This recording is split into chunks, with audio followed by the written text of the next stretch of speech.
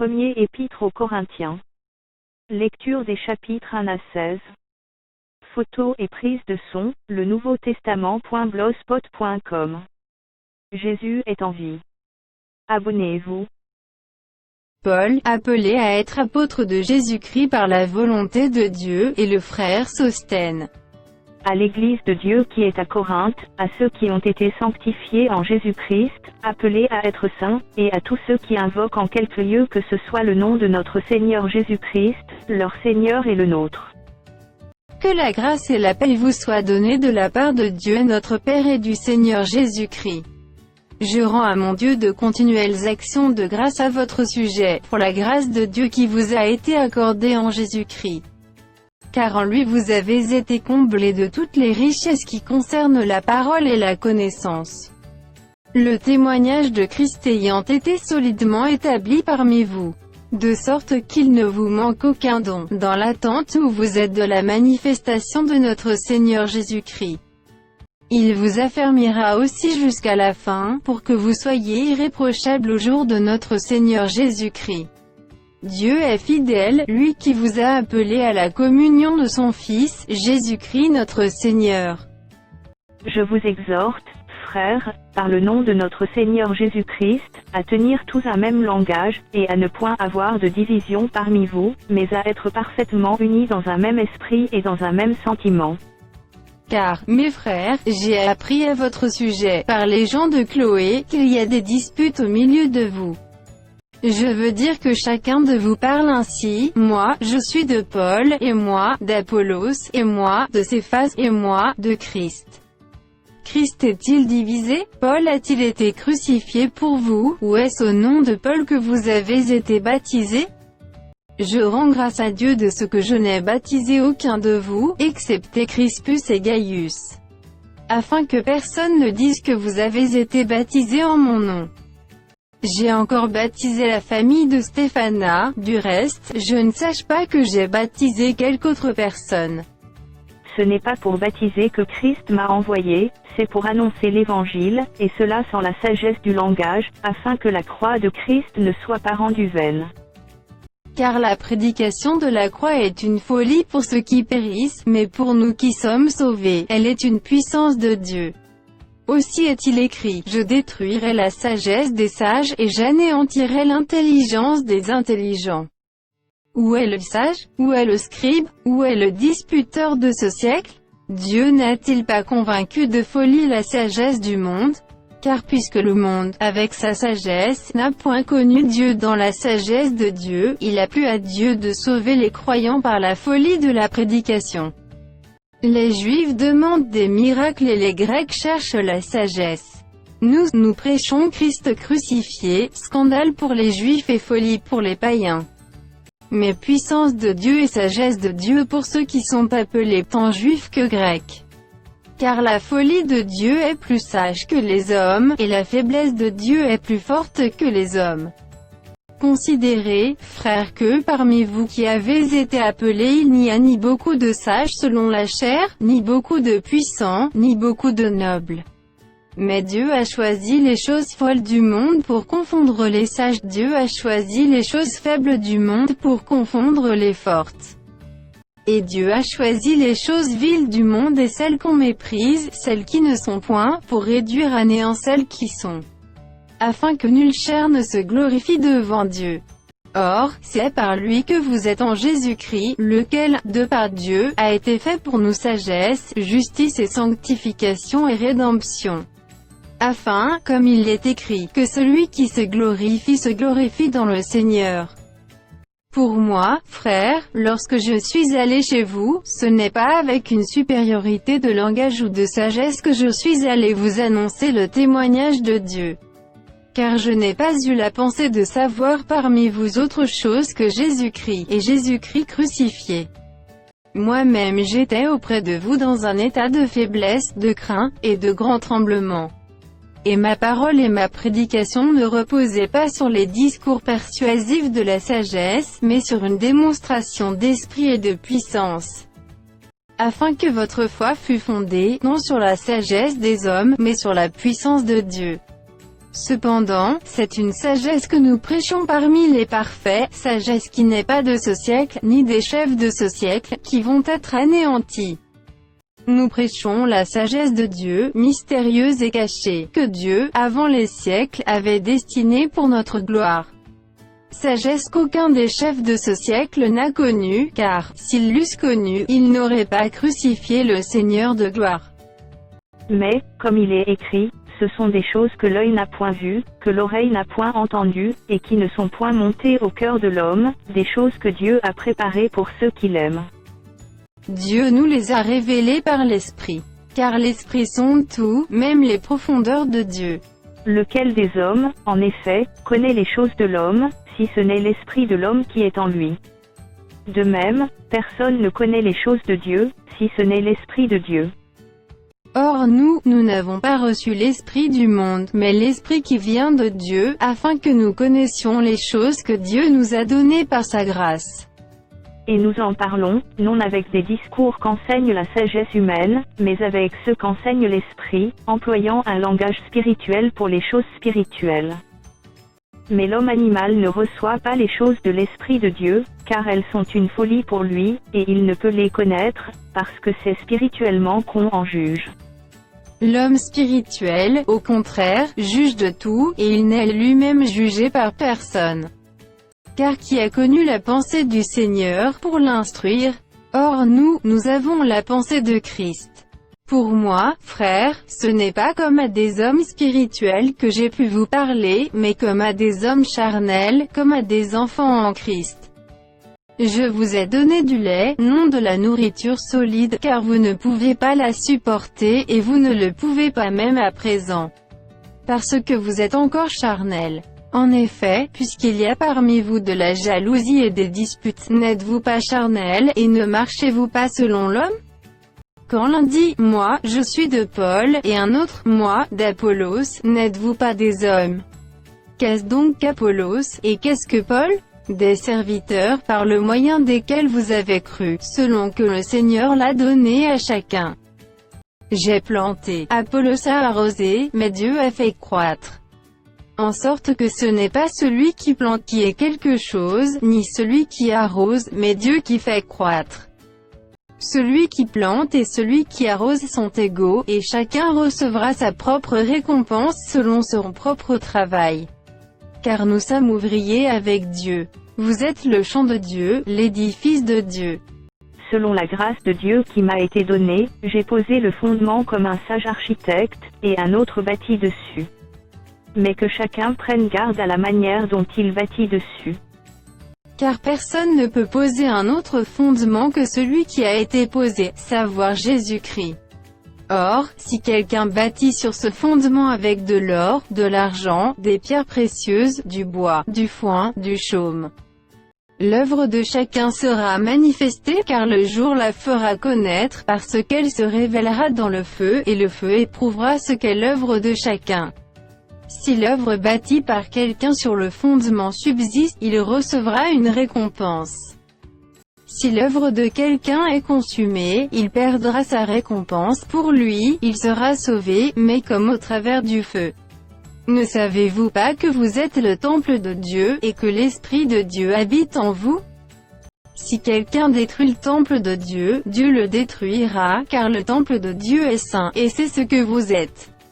Que nul ne s'abuse lui-même, si quelqu'un parmi vous pense être sage selon ce siècle, qu'il devienne fou, afin de devenir sage.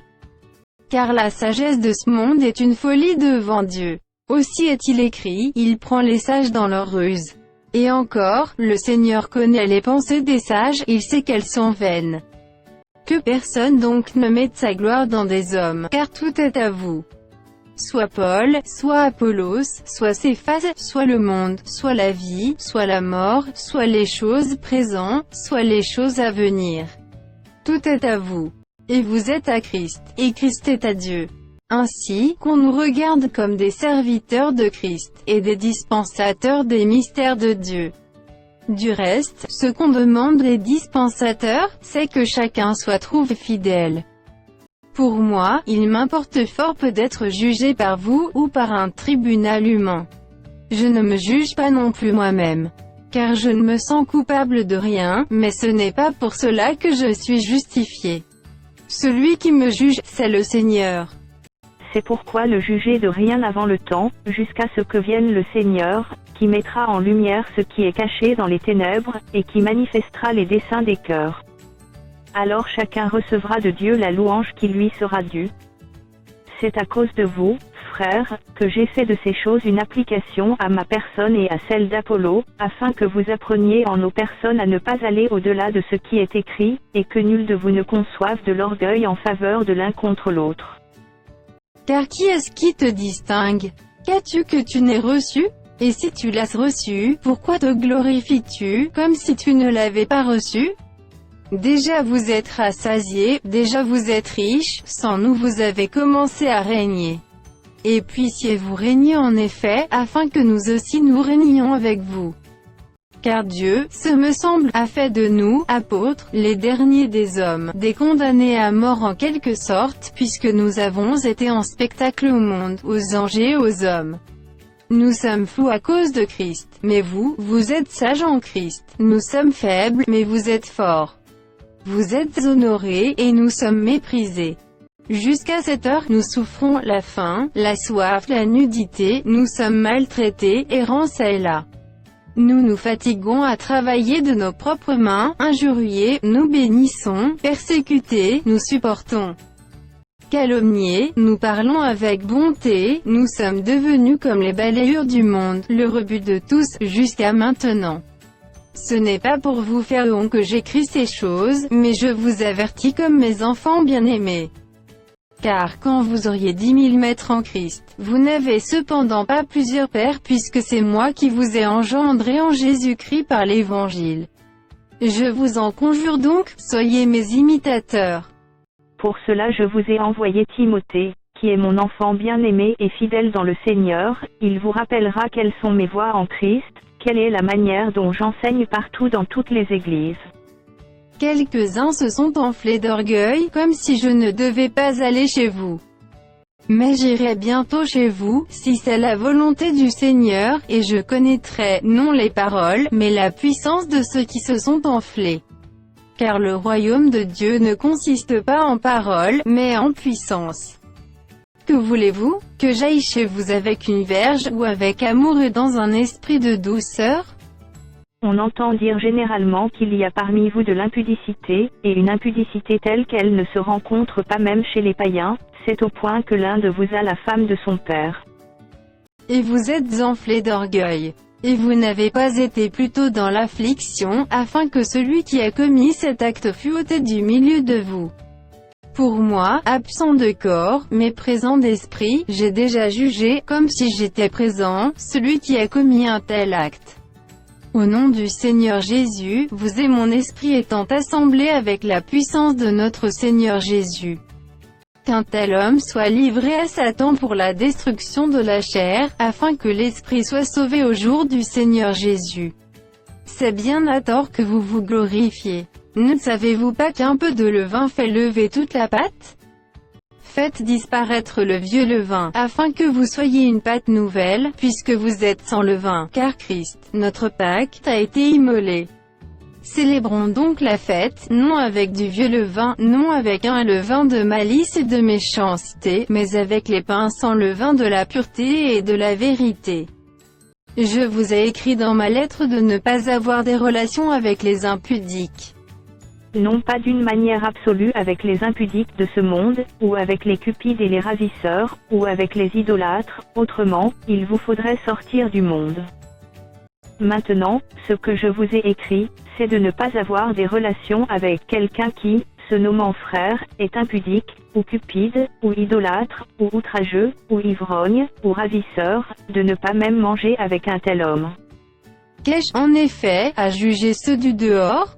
N'est-ce pas ceux du dedans que vous avez à juger? Pour ceux du dehors, Dieu les juge. Ôtez le méchant du milieu de vous.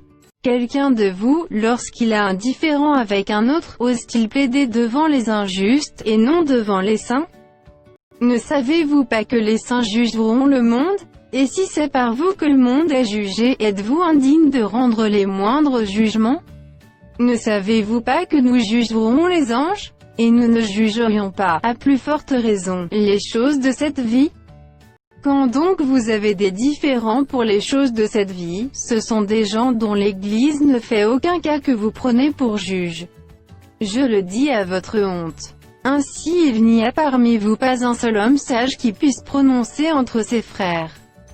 Mais un frère plaide contre un frère, et cela devant des infidèles. C'est déjà certes un défaut chez vous que d'avoir des procès les uns avec les autres. Pourquoi ne souffrez-vous pas plutôt quelque injustice? Pourquoi ne vous laissez-vous pas plutôt dépouiller? Mais c'est vous qui commettez l'injustice et qui dépouillez, et c'est envers des frères que vous agissez de la sorte. Ne savez-vous pas que les injustes n'hériteront point le royaume de Dieu? Ne vous y trompez pas, ni les impudiques, ni les idolâtres, ni les adultères, ni les efféminés, ni les infâmes, ni les voleurs, ni les cupides, ni les ivrognes, ni les outrageux, ni les ravisseurs, n'hériteront le royaume de Dieu. Et c'est là ce que vous étiez, quelques-uns de vous. Mais vous avez été lavés, mais vous avez été sanctifiés, mais vous avez été justifiés au nom du Seigneur Jésus-Christ, et par l'Esprit de notre Dieu. Tout m'est permis, mais tout n'est pas utile, tout m'est permis, mais je ne me laisserai asservir par quoi que ce soit. Les aliments sont pour le ventre, et le ventre pour les aliments, et Dieu détruira l'un comme les autres. Mais le corps n'est pas pour l'impudicité. Il est pour le Seigneur, et le Seigneur pour le corps. Et Dieu, qui a ressuscité le Seigneur, nous ressuscitera aussi par sa puissance. Ne savez-vous pas que vos corps sont des membres de Christ? Prendrai-je donc les membres de Christ, pour en faire les membres d'une prostituée? Loin de là. Ne savez-vous pas que celui qui s'attache à la prostituée est un seul corps avec elle? Car, est-il dit, les deux deviendront une seule chair. Mais celui qui s'attache au Seigneur est avec lui un seul esprit. Fuyez l'impudicité. Quelque autre péché qu'un homme commet, ce péché est hors du corps, mais celui qui se livre à l'impudicité pêche contre son propre corps.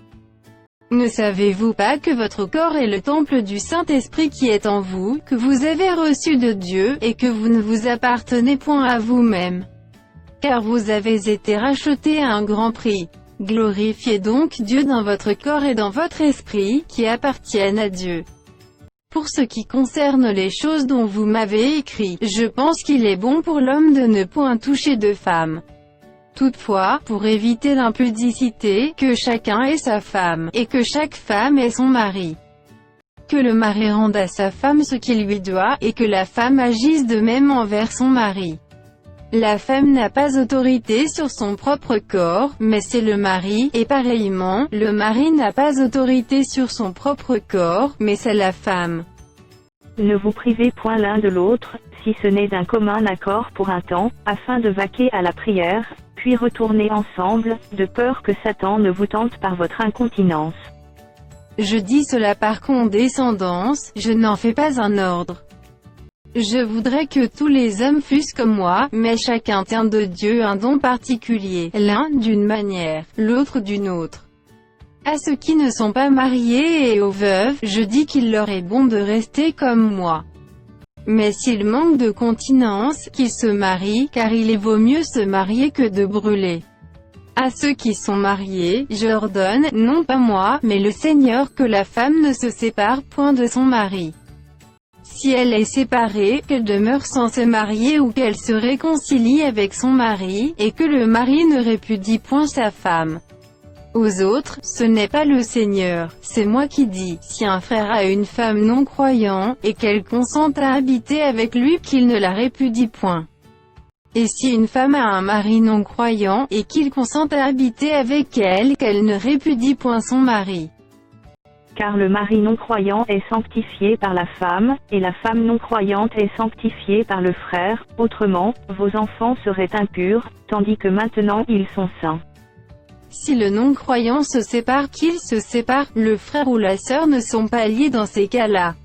Dieu nous a appelés à vivre en paix. Car que sais-tu, femme, si tu sauveras ton mari? Ou que sais-tu, mari, si tu sauveras ta femme? Seulement, que chacun marche selon la part que le Seigneur lui a faite, selon l'appel qu'il a reçu de Dieu. C'est ainsi que je l'ordonne dans toutes les églises. Quelqu'un a-t-il été appelé étant circoncis, qu'il demeure circoncis? Quelqu'un a-t-il été appelé étant incirconcis, qu'il ne se fasse pas circoncire? La circoncision n'est rien, et l'incirconcision n'est rien, mais l'observation des commandements de Dieu est tout. Que chacun demeure dans l'état où il était lorsqu'il a été appelé. As-tu été appelé étant esclave? Ne t'en inquiète pas, mais si tu peux devenir libre, profites-en plutôt. Car l'esclave qui a été appelé dans le Seigneur est un affranchi du Seigneur. De même, l'homme libre qui a été appelé est un esclave de Christ. Vous avez été rachetés à un grand prix, ne devenez pas esclaves des hommes. Que chacun, frère, demeure devant Dieu dans l'état où il était lorsqu'il a été appelé. Pour ce qui est des vierges, je n'ai point d'ordre du Seigneur, mais je donne un avis, comme ayant reçu du Seigneur miséricorde, pour être fidèle. Voici donc ce que j'estime bon, à cause des temps difficiles qui s'approchent, il est bon à un homme d'être ainsi. Es-tu lié à une femme? Ne cherche pas à rompre ce lien. N'es-tu pas lié à une femme? Ne cherche pas une femme. Si tu te laisses marier, tu n'as point péché, et si la Vierge s'est mariée, elle n'a point péché, mais ces personnes auront des tribulations dans la chair, et je voudrais vous les épargner. Voici ce que je dis, frères, c'est que le temps est court, que désormais ceux qui ont des femmes soient comme n'en ayant pas. Ceux qui pleurent comme ne pleurant pas, ceux qui se réjouissent comme ne se réjouissant pas, ceux qui achètent comme ne possédant pas. Et ceux qui usent du monde comme n'en usant pas, car la figure de ce monde passe. Or, je voudrais que vous fussiez sans inquiétude. Celui qui n'est pas marié s'inquiète des choses du Seigneur, des moyens de plaire au Seigneur. Et celui qui est marié s'inquiète des choses du monde, des moyens de plaire à sa femme. Il y a de même une différence entre la femme et la Vierge. Celle qui n'est pas mariée s'inquiète des choses du Seigneur, afin d'être sainte de corps et d'esprit, et celle qui est mariée s'inquiète des choses du monde, des moyens de plaire à son mari. Je dis cela dans votre intérêt, ce n'est pas pour vous prendre au piège, c'est pour vous porter à ce qui est bienséant et propre à vous attacher au Seigneur sans distraction. Si quelqu'un regarde comme déshonorant pour sa fille de dépasser l'âge nubile, et comme nécessaire de la marier, qu'il fasse ce qu'il veut, il ne pêche point, qu'on se marie. Mais celui qui a pris une ferme résolution, sans contrainte et avec l'exercice de sa propre volonté, et qui a décidé en son cœur de garder sa fille vierge, celui-là fait bien. Ainsi, celui qui marie sa fille fait bien, et celui qui ne la marie pas fait mieux. Une femme est liée aussi longtemps que son mari est vivant, mais si le mari meurt, elle est libre de se marier à qui elle veut, seulement, que ce soit dans le Seigneur. Elle est plus heureuse, néanmoins, si elle demeure comme elle est, suivant mon avis. Et moi aussi, je crois avoir l'Esprit de Dieu. Pour ce qui concerne les viandes sacrifiées aux idoles, nous savons que nous avons toute la connaissance. La connaissance enfle, mais la charité édifie. Si quelqu'un croit savoir quelque chose, il n'a pas encore connu comme il faut connaître. Pour ce qui est donc de manger des viandes sacrifiées aux idoles, nous savons qu'il n'y a point d'idole dans le monde, et qu'il n'y a qu'un seul Dieu. Car, s'il est des êtres qui sont appelés dieux, soit dans le ciel, soit sur la terre, comme il existe réellement plusieurs dieux et plusieurs seigneurs. Néanmoins pour nous il n'y a qu'un seul Dieu, le Père, de qui viennent toutes choses et pour qui nous sommes, et un seul Seigneur, Jésus-Christ, par qui sont toutes choses et par qui nous sommes. Mais cette connaissance n'est pas chez tous. Quelques-uns, d'après la manière dont ils envisagent encore l'idole, mangent de ces viandes comme étant sacrifiées aux idoles, et leur conscience, qui est faible, en est souillée. Ce n'est pas un aliment qui nous rapproche de Dieu. Si nous en mangeons, nous n'avons rien de plus, si nous n'en mangeons pas, nous n'avons rien de moins. Prenez garde toutefois que votre liberté ne devienne une pierre d'achoppement pour les faibles. Car, si quelqu'un te voit, toi qui as de la connaissance, assis à table dans un temple d'idole, sa conscience, à lui qui est faible, ne le portera-t-elle pas à manger des viandes sacrifiées aux idoles. Et ainsi le faible périra par ta connaissance, le frère pour lequel Christ est mort. En péchant de la sorte contre les frères et en blessant leur conscience faible, vous péchez contre Christ. C'est pourquoi, si un aliment scandalise mon frère, je ne mangerai jamais de viande, afin de ne pas scandaliser mon frère. Ne suis-je pas libre? Ne suis-je pas apôtre? N'ai-je pas vu Jésus notre Seigneur? N'êtes-vous pas mon œuvre dans le Seigneur? Si pour d'autres je ne suis pas apôtre, je le suis au moins pour vous, car vous êtes le sceau de mon apostolat dans le Seigneur. C'est là ma défense contre ceux qui m'accusent. N'avons-nous pas le droit de manger et de boire? N'avons-nous pas le droit de mener avec nous une sœur qui soit notre femme, comme font les autres apôtres, et les frères du Seigneur, et Céphase? Ou bien, est-ce que moi seul et Barnabas nous n'avons pas le droit de ne point travailler? Qui jamais fait le service militaire à ses propres frais? Qui est-ce qui plante une vigne, et n'en mange pas le fruit? Qui est-ce qui fait paître un troupeau, et ne se nourrit pas du lait du troupeau? Ces choses que je dis, n'existent-elles que dans les usages des hommes? La loi ne les dit-elle pas aussi? Car il est écrit dans la loi de Moïse, tu n'en muselleras point le bœuf quand il foule le grain. Dieu se met-il en peine des bœufs? Ou parle-t-il uniquement à cause de nous? Oui, c'est à cause de nous qu'il a été écrit que celui qui laboure doit labourer avec espérance, et celui qui foule le grain fouler avec l'espérance d'y avoir part. Si nous avons semé parmi vous les biens spirituels, est-ce une grosse affaire si nous moissonnons vos biens temporels?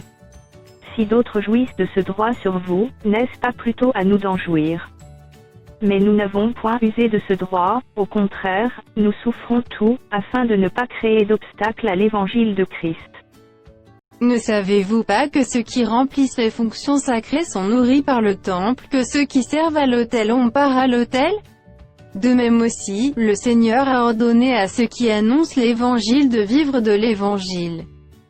Pour moi, je n'ai usé d'aucun de ces droits, et ce n'est pas afin de les réclamer en ma faveur que j'écris ainsi, car j'aimerais mieux mourir que de me laisser enlever ce sujet de gloire. Si j'annonce l'évangile, ce n'est pas pour moi un sujet de gloire car la nécessité m'en est imposée, et malheur à moi si je n'annonce pas l'évangile. Si je le fais de bon cœur, j'en ai la récompense, mais si je le fais malgré moi, c'est une charge qui m'est confiée. Quelle est donc ma récompense?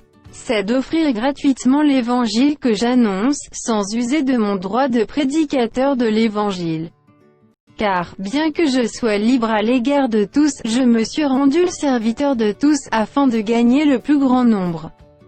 Avec les Juifs, j'ai été comme Juif, afin de gagner les Juifs, avec ceux qui sont sous la loi, comme sous la loi, quoique je ne sois pas moi-même sous la loi, afin de gagner ceux qui sont sous la loi. Avec ceux qui sont sans loi, comme sans loi, quoique je ne sois point sans la loi de Dieu, étant sous la loi de Christ, afin de gagner ceux qui sont sans loi. J'ai été faible avec les faibles, afin de gagner les faibles. Je me suis fait tout à tous, afin d'en sauver de toute manière quelques-uns. Je fais tout à cause de l'Évangile, afin d'y avoir part.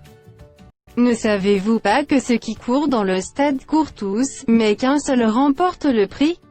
Courez de manière à le remporter. Tous ceux qui combattent s'imposent toute espèce d'abstinence, et ils le font pour obtenir une couronne corruptible, mais nous, faisons-le pour une couronne incorruptible. Moi donc, je cours, non pas comme à l'aventure, je frappe, non pas comme battant l'air. Mais je traite durement mon corps et je le tiens assujetti, de peur d'être moi-même rejeté, après avoir prêché aux autres. Frères, je ne veux pas que vous ignoriez que nos pères ont tous été sous la nuée, qu'ils ont tous passé au travers de la mer. Qu'ils ont tous été baptisés en Moïse dans la nuée et dans la mer. Qu'ils ont tous mangé le même aliment spirituel. Et qu'ils ont tous bu le même breuvage spirituel, car ils buvaient à un rocher spirituel qui les suivait, et ce rocher était Christ. Mais la plupart d'entre eux ne furent point agréables à Dieu, puisqu'ils périrent dans le désert. Or, ces choses sont arrivées pour nous servir d'exemple, afin que nous n'ayons pas de mauvais désirs comme ils en ont eu. Ne devenez point idolâtres, comme quelques-uns d'eux, selon qu'il est écrit, le peuple s'assit pour manger et pour boire, puis ils se levèrent pour se divertir. Ne nous livrons point à l'impudicité, comme quelques-uns de s'y livrèrent, de sorte qu'il en tomba 23 000 en un seul jour. Ne tentons point le Seigneur, comme le tentèrent quelques-uns d'eux, qui périrent par les serpents. Ne murmurez point, comme murmurèrent quelques-uns d'eux, qui périrent par l'exterminateur. Ces choses leur sont arrivées pour servir d'exemple, et elles ont été écrites pour notre instruction, à nous qui sommes parvenus à la fin des siècles. Ainsi donc que celui qui croit être debout prenne garde de tomber. Aucune tentation ne vous est survenue qui n'ait été humaine, et Dieu, qui est fidèle, ne permettra pas que vous soyez tentés au-delà de vos forces, mais avec la tentation il préparera aussi le moyen d'en sortir, afin que vous puissiez la supporter. C'est pourquoi, mes bien-aimés, fuyez l'idolâtrie. Je parle comme à des hommes intelligents, jugez vous-même de ce que je dis. La coupe de bénédiction que nous bénissons, n'est-elle pas la communion au sang de Christ? Le pain que nous rompons, n'est-il pas la communion au corps de Christ? Puisqu'il y a un seul pain, nous qui sommes plusieurs, nous formons un seul corps, car nous participons tous à un même pain. Voyez les Israélites selon la chair, ceux qui mangent les victimes ne sont-ils pas en communion avec l'autel? Que dis-je donc? Que la viande sacrifiée aux idoles est quelque chose, ou qu'une idole est quelque chose? Nullement. Je dis que ce qu'on sacrifie, on le sacrifie à des démons et non à Dieu. Or, je ne veux pas que vous soyez en communion avec les démons. Vous ne pouvez boire la coupe du Seigneur, et la coupe des démons. Vous ne pouvez participer à la table du Seigneur, et à la table des démons. Voulons-nous provoquer la jalousie du Seigneur? Sommes-nous plus forts que lui? Tout est permis, mais tout n'est pas utile, tout est permis, mais tout n'édifie pas. Que personne ne cherche son propre intérêt, mais que chacun cherche celui d'autrui. Mangez de tout ce qui se vend au marché, sans vous enquérir de rien par motif de conscience. Car la terre est au Seigneur, et tout ce qu'elle renferme. Si un non-croyant vous invite et que vous vouliez y aller, mangez de tout ce qu'on vous présentera, sans vous enquérir de rien par motif de conscience. Mais si quelqu'un vous dit, ceci a été offert en sacrifice, n'en mangez pas, à cause de celui qui a donné l'avertissement, et à cause de la conscience. Je parle ici, non de votre conscience, mais de celle de l'autre. Pourquoi, en effet, ma liberté serait-elle jugée par une conscience étrangère? Si je mange avec action de grâce, pourquoi serais-je blâmé au sujet d'une chose dont je rends grâce? Soit donc que vous mangiez, soit que vous buviez, soit que vous fassiez quelque autre chose, faites tout pour la gloire de Dieu. Ne soyez en scandale ni aux Grecs, ni aux Juifs, ni à l'Église de Dieu. De la même manière que moi aussi je m'efforce en toutes choses de complaire à tous, cherchant, non mon avantage, mais celui du plus grand nombre, afin qu'ils soient sauvés.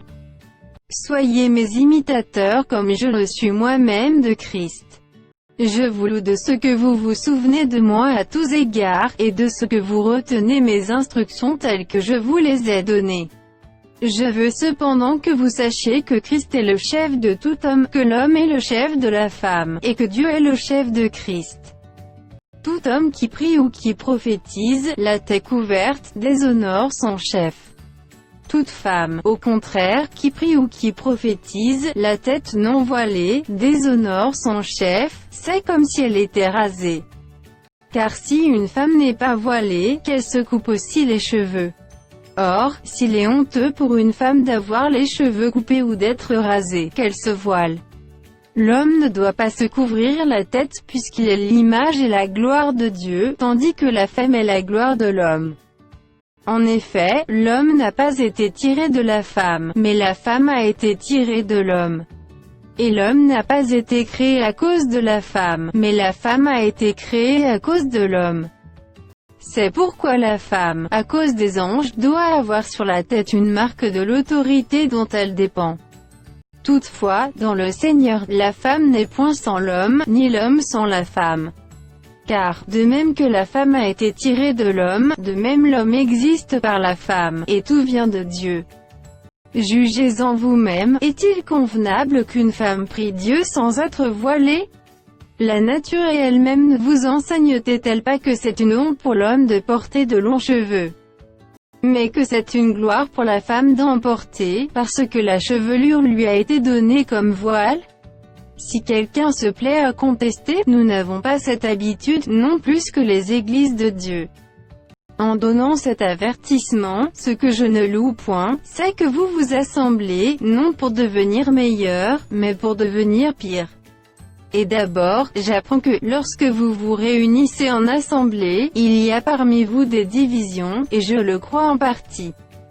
Car il faut qu'il y ait aussi des sectes parmi vous, afin que ceux qui sont approuvés soient reconnus comme tels au milieu de vous. Lors donc que vous vous réunissez, ce n'est pas pour manger le repas du Seigneur. Car quand on se met à table, chacun commence par prendre son propre repas, et l'un faim, tandis que l'autre est ivre. N'avez-vous pas des maisons pour y manger et boire? Ou méprisez-vous l'Église de Dieu, et faites-vous honte à ceux qui n'ont rien? Que vous dirai-je? Vous louerai-je? En cela je ne vous loue point. Car j'ai reçu du Seigneur ce que je vous ai enseigné, c'est que le Seigneur Jésus, dans la nuit où il fut livré, prit du pain. Et, après avoir rendu grâce, le rompit, et dit, « Ceci est mon corps, qui est rompu pour vous, faites ceci en mémoire de moi. » De même, après avoir soupé, il prit la coupe, et dit, « Cette coupe est la nouvelle alliance en mon sang, faites ceci en mémoire de moi toutes les fois que vous en boirez. Car toutes les fois que vous mangez ce pain et que vous buvez cette coupe, vous annoncez la mort du Seigneur, jusqu'à ce qu'il vienne. C'est pourquoi celui qui mangera le pain ou boira la coupe du Seigneur indignement, sera coupable envers le corps et le sang du Seigneur. Que chacun donc s'éprouve soi-même, et qu'ainsi il mange du pain et boive de la coupe. Car celui qui mange et boit sans discerner le corps du Seigneur, mange et boit un jugement contre lui-même. C'est pour cela qu'il y a parmi vous beaucoup d'infirmes et de malades, et qu'un grand nombre sont morts. Si nous nous jugions nous-mêmes, nous ne serions pas jugés. Mais quand nous sommes jugés, nous sommes châtiés par le Seigneur, afin que nous ne soyons pas condamnés avec le monde. Ainsi, mes frères, lorsque vous vous réunissez pour le repas, attendez-vous les uns les autres. Si quelqu'un a faim, qu'il mange chez lui, afin que vous ne vous réunissiez pas pour attirer un jugement sur vous. Je réglerai les autres choses quand je serai arrivé. Pour ce qui concerne les dons spirituels, je ne veux pas, frères, que vous soyez dans l'ignorance. Vous savez que, lorsque vous étiez païens, vous vous l'étiez entraîné vers les idoles muettes, selon que vous étiez conduits. C'est pourquoi je vous déclare que nul, s'il parle par l'Esprit de Dieu, ne dit « Jésus est anathème ». Et que nul ne peut dire « Jésus est le Seigneur » si ce n'est par le Saint-Esprit. Il y a diversité de dons, mais le même Esprit. Diversité de ministères, mais le même Seigneur. Diversité d'opérations, mais le même Dieu qui opère tout en tous. Or, à chacun la manifestation de l'Esprit est donnée pour l'utilité commune. En effet, à l'un est donnée par l'Esprit une parole de sagesse, à un autre, une parole de connaissance, selon le même Esprit. À un autre, la foi, par le même Esprit, à un autre, le don des guérisons, par le même Esprit. À un autre, le don d'opérer des miracles, à un autre, la prophétie, à un autre, le discernement des esprits, à un autre, la diversité des langues, à un autre, l'interprétation des langues. Un seul et même Esprit opère toutes ces choses, les distribuant à chacun en particulier comme il veut. Car comme le corps est un et a plusieurs membres, et comme tous les membres du corps, malgré leur nombre, ne forment qu'un seul corps, ainsi en est-il de Christ. Nous avons tous, en effet, été baptisés dans un seul esprit, pour former un seul corps, soit juifs, soit grecs, soit esclaves, soit libres, et nous avons tous été abreuvés d'un seul esprit. Ainsi le corps n'est pas un seul membre, mais il est formé de plusieurs membres. Si le pied disait, parce que je ne suis pas une main, je ne suis pas du corps, ne serait-il pas du corps pour cela? Et si l'oreille disait, parce que je ne suis pas un œil, je ne suis pas du corps, ne serait-elle pas du corps pour cela? Si tout le corps était œil, où serait l'ouïe? S'il était tout oui, où serait l'odorat? Maintenant Dieu a placé chacun des membres dans le corps comme il a voulu. Si tous étaient un seul membre, où serait le corps? Maintenant donc il y a plusieurs membres, et un seul corps. L'œil ne peut pas dire à la main, je n'ai pas besoin de toi, ni la tête dire aux pieds, je n'ai pas besoin de vous. Mais bien plutôt, les membres du corps qui paraissent être les plus faibles sont nécessaires. Et ceux que nous estimons être les moins honorables du corps, nous les entourons d'un plus grand honneur. Ainsi nos membres les moins honnêtes reçoivent le plus d'honneur. Tandis que ceux qui sont honnêtes n'en ont pas besoin. Dieu a disposé le corps de manière à donner plus d'honneur à ceux qui en manquaient.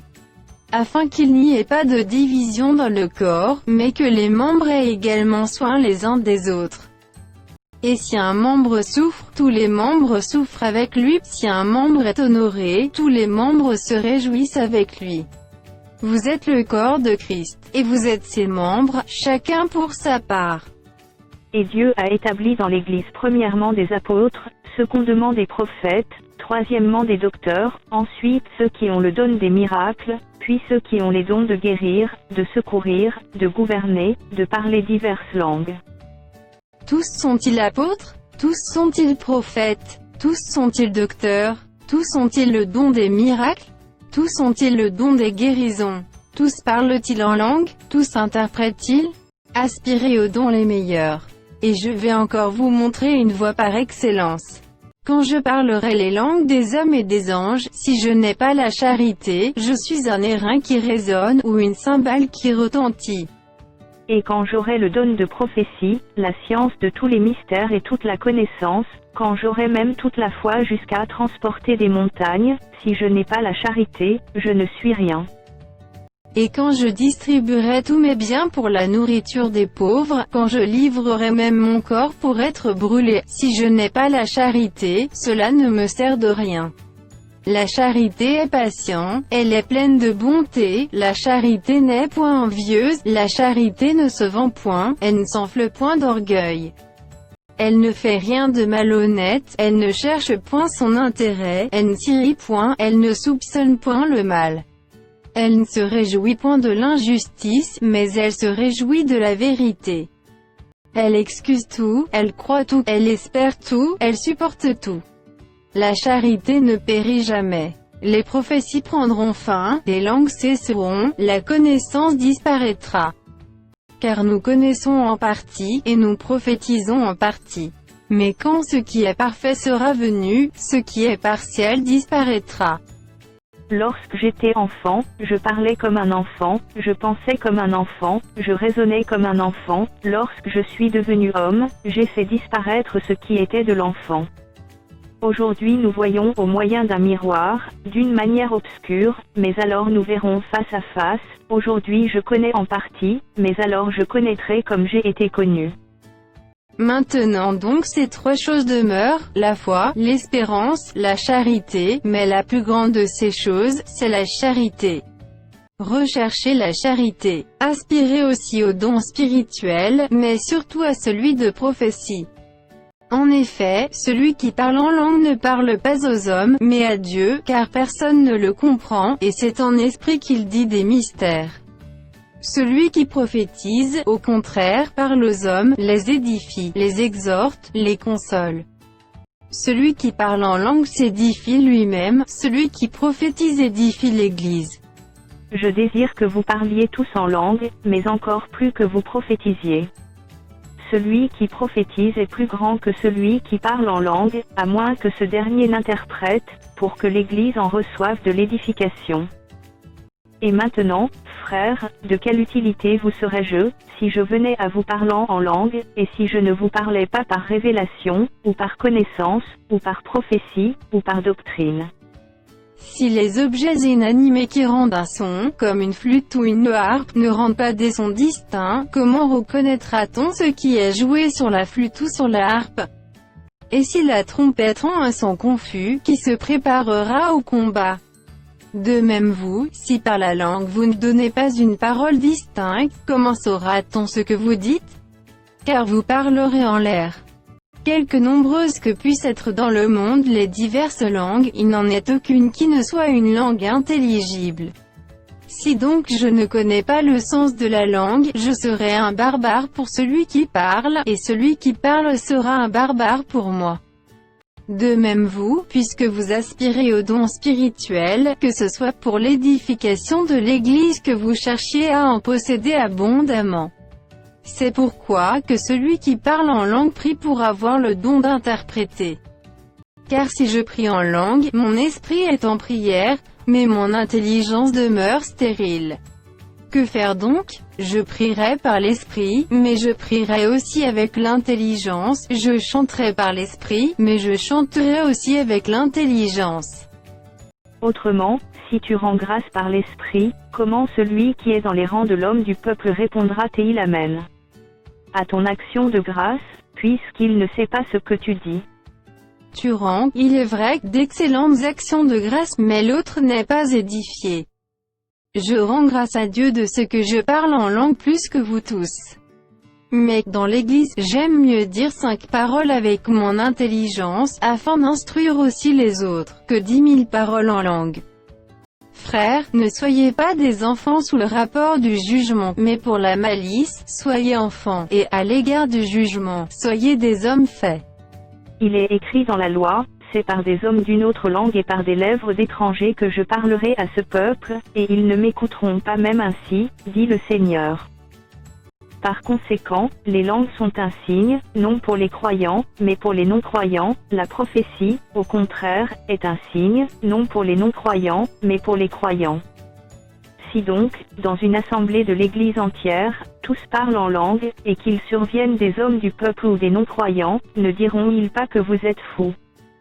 Mais si tous prophétisent, et qu'il survienne quelque non-croyant ou un homme du peuple, il est convaincu par tous, il est jugé par tous.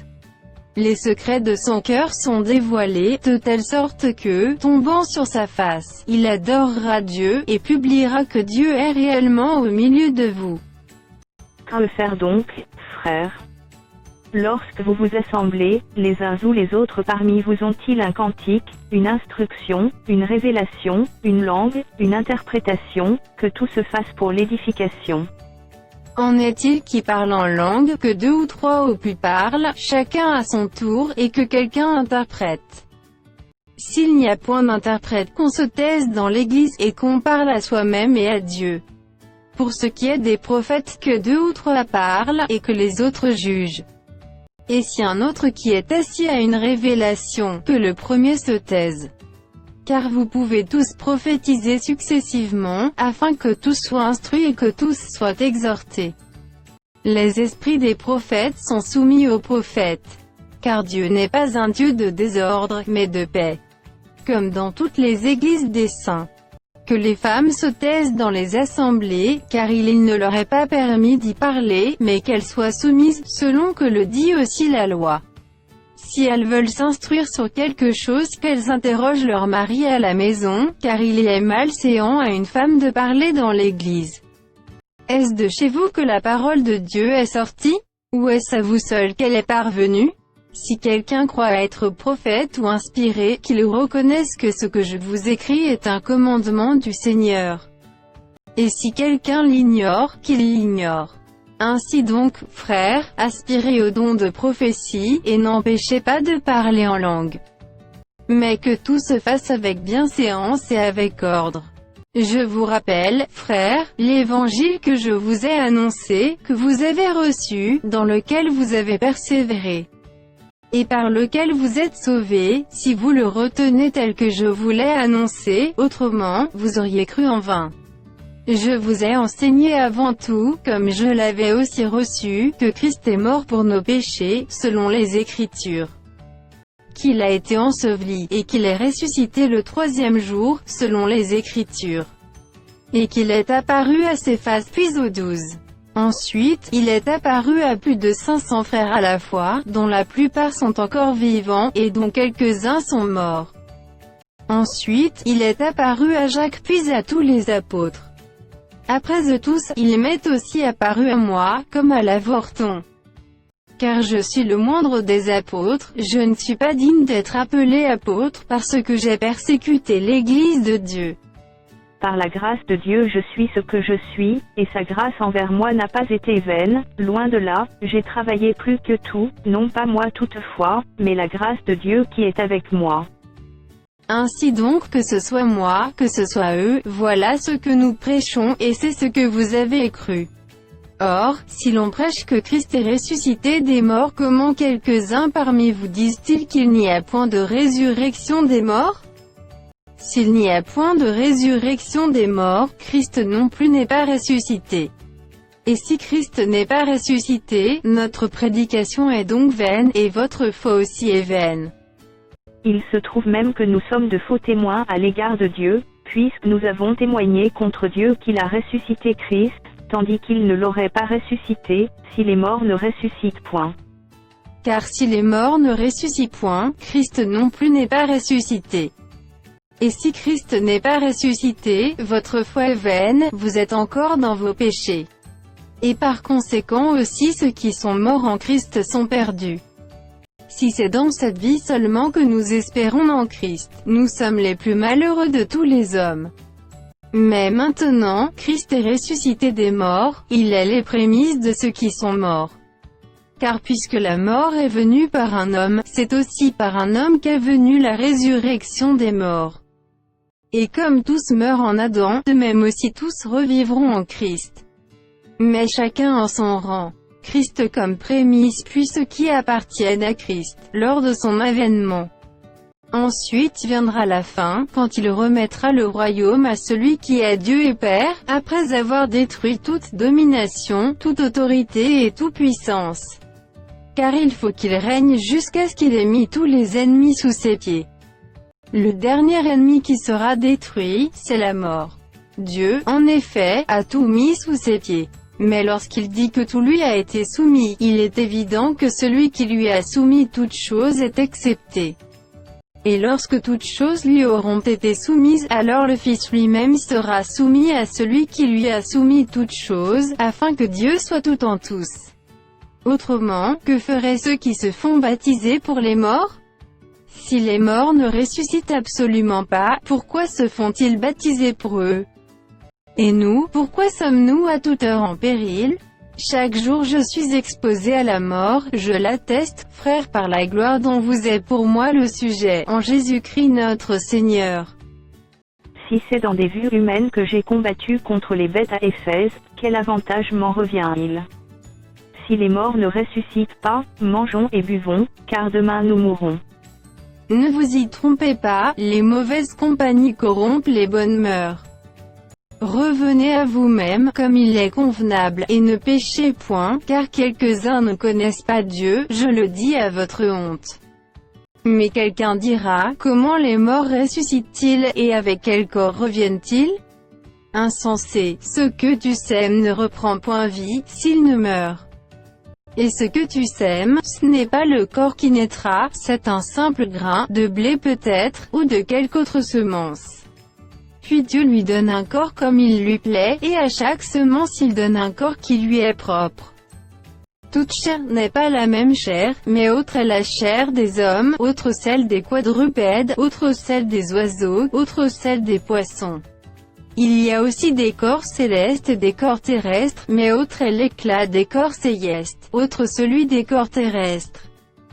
Autre est l'éclat du soleil, autre l'éclat de la lune, et autre l'éclat des étoiles, même une étoile diffère en éclat d'une autre étoile. Ainsi en est-il de la résurrection des morts. Le corps est semé corruptible, il est ressuscité incorruptible. Il est semé méprisable, il est ressuscité glorieux, il est semé infirme, il ressuscite plein de force.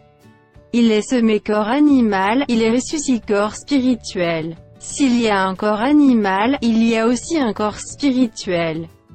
C'est pourquoi il est écrit, le premier homme, Adam, devint une âme vivante. Le dernier Adam est devenu un esprit vivifiant. Mais ce qui est spirituel n'est pas le premier, c'est ce qui est animal, ce qui est spirituel vient ensuite. Le premier homme, tiré de la terre, est terrestre, le second homme est du ciel. tel est le terrestre, tels sont aussi les terrestres, et tel est le céleste, tels sont aussi les célestes. Et de même que nous avons porté l'image du terrestre, nous porterons aussi l'image du céleste. Ce que je dis, frères, c'est que la chair et le sang ne peuvent hériter le royaume de Dieu, et que la corruption n'hérite pas l'incorruptibilité. Voici, je vous dis un mystère, nous ne mourrons pas tous, mais tous nous serons changés. En un instant, en un clin d'œil, à la dernière trompette. La trompette sonnera, et les morts ressusciteront incorruptibles, et nous serons changés. Car il faut que ce corps corruptible revête l'incorruptibilité, et que ce corps mortel revête l'immortalité. Lorsque ce corps corruptible aura revêtu l'incorruptibilité, et que ce corps mortel aura revêtu l'immortalité, alors s'accomplira la parole qui est écrite, la mort a été engloutie dans la victoire. Ô mort, où est ta victoire? Ô mort, où est ton aiguillon? L'aiguillon de la mort, c'est le péché, et la puissance du péché, c'est la loi. Mais grâce soit rendue à Dieu, qui nous donne la victoire par notre Seigneur Jésus-Christ. Ainsi, mes frères bien-aimés, soyez fermes, inébranlables, travaillant de mieux en mieux à l'œuvre du Seigneur, sachant que votre travail ne sera pas vain dans le Seigneur. Pour ce qui concerne la collecte en faveur des saints, agissez, vous aussi, comme je l'ai ordonné aux églises de la Galatie. Que chacun de vous, le premier jour de la semaine, mette à part chez lui ce qu'il pourra, selon sa prospérité, afin qu'on n'attende pas mon arrivée pour recueillir les dons. Et quand je serai venu, j'enverrai avec des lettres, pour porter vos libéralités à Jérusalem, les personnes que vous aurez approuvées. Si la chose mérite que j'y aille moi-même, elles feront le voyage avec moi. J'irai chez vous quand j'aurai traversé la Macédoine, car je traverserai la Macédoine. Peut-être séjournerai-je auprès de vous, ou même y passerai-je l'hiver, afin que vous m'accompagniez là où je me rendrai. Je ne veux pas cette fois vous voir en passant, mais j'espère demeurer quelque temps auprès de vous, si le Seigneur le permet. Je resterai néanmoins à Éphèse jusqu'à la Pentecôte. Car une porte grande et d'un accès efficace m'est ouverte, et les adversaires sont nombreux. Si Timothée arrive, faites en sorte qu'il soit sans crainte parmi vous, car il travaille comme moi à l'œuvre du Seigneur. Que personne donc ne le méprise. Accompagnez-le en paix, afin qu'il vienne vers moi, car je l'attends avec les frères. Pour ce qui est du frère Apollo, je l'ai beaucoup exhorté à se rendre chez vous avec les frères, mais ce n'était décidément pas sa volonté de le faire maintenant, il partira quand il en aura l'occasion. Veillez, demeurez fermes dans la foi, soyez des hommes, fortifiez-vous. Que tout ce que vous faites se fasse avec charité. Encore une recommandation que je vous adresse, frères. Vous savez que la famille de Stéphana est les prémices de El-Hachaï, et qu'elle s'est dévouée au service des saints. Ayez vous aussi de la déférence pour de tels hommes, et pour tous ceux qui travaillent à la même œuvre. Je me réjouis de la présence de Stéphana, de Fortunatus et d'Achaïcos, ils ont suppléé à votre absence. Car ils ont tranquillisé mon esprit et le vôtre. Sachez donc apprécier de tels hommes. Les églises d'Asie vous saluent. Aquilas et Priscille, avec l'église qui est dans leur maison, vous saluent beaucoup dans le Seigneur. Tous les frères vous saluent. Saluez-vous les uns les autres par un saint baiser. Je vous salue, moi Paul, de ma propre main. Si quelqu'un n'aime pas le Seigneur, qu'il soit anathème. Maranatha. Que la grâce du Seigneur Jésus soit avec vous. Mon amour est avec vous tous en Jésus-Christ.